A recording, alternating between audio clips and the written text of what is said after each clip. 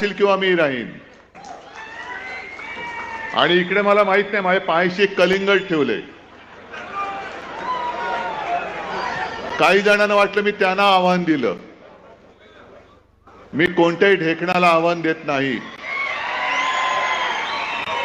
मी म्हणजे कोण आणि तू म्हणजे कोण हे समजून घेतलं पाहिजे. मी म्हणजे माझा संस्कारित महाराष्ट्र आणि तू म्हणजे महाराष्ट्रावरती दरोडे टाकणारा दरोडेखोरांचा टोळक्यांचा पक्ष जो आहे तो अख्खा पक्ष. ढेकणाला कधी आव्हान नाही देत. ढेकणं अशी अंगठ्याने चिरडायची असतात. त्याच्यामुळे कोणाला तरी वाटलं की त्यालाच बोललोय, मग त्यांनी सांगितलं माझ्या नादाला लागू नका. रे तुझ्या नादाला लागण्या एवढ्या कुवतीचा तू नाहीच आहेस. मराठी माणसाची सुद्धा जी एकजूट आहे, हिंदूंची एकजूट आहे. जातीपाती धर्म भांडणं लावायची, समाजात भांडणं लावायची आणि स्वतःची घरं ही चांगली सजवायची, दुसऱ्यांची घरं जाळायची, त्यांच्या होळ्या पेटवायच्या आणि तुमच्या पोळ्या भाजायच्या. हे हिंदुत्व आमचं छत्रपती शिवाजी महाराजांनी आम्हाला नाही शिकवलं. हे अब्दाली, हे तुमच्या औरंगजेबाने तुम्हाला शिकवलेलं हिंदुत्व असेल कदाचित, ज्याला आम्ही हिंदुत्व मानत नाही, ज्याला आम्ही मानत नाही.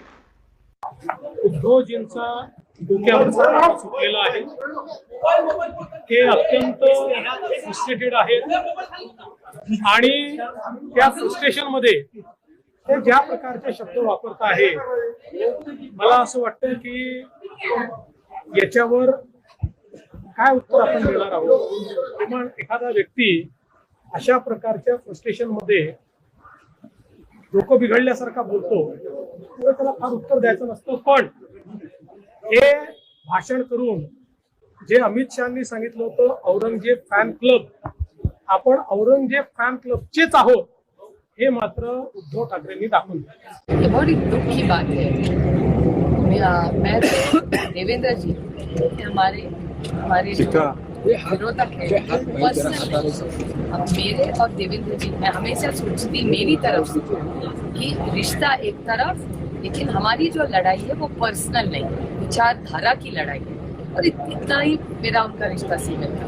और जब 5 साल वो महाराष्ट्र में मुख्यमंत्री थे, हमने मेरी अपेक्षा की एक यंग आदमी डायनामिक है, कुछ करना चाहता है और हर सरकार कुछ तो अच्छा काम करती है. हर सरकार, मैं इनकी तरफ नहीं सोची कि 70 साल में कुछ नहीं किया. हर सरकार में कुछ ना कुछ अच्छा होता है, बिकॉज गवर्नेंस इज कंटिन्यूटी.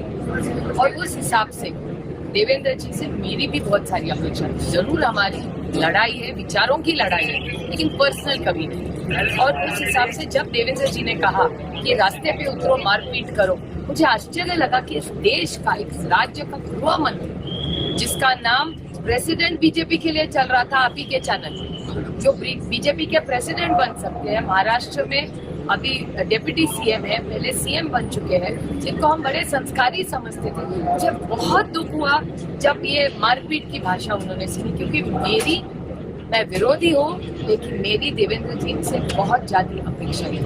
मुझे बहुत दुख हुआ जब ऐसे हुआ.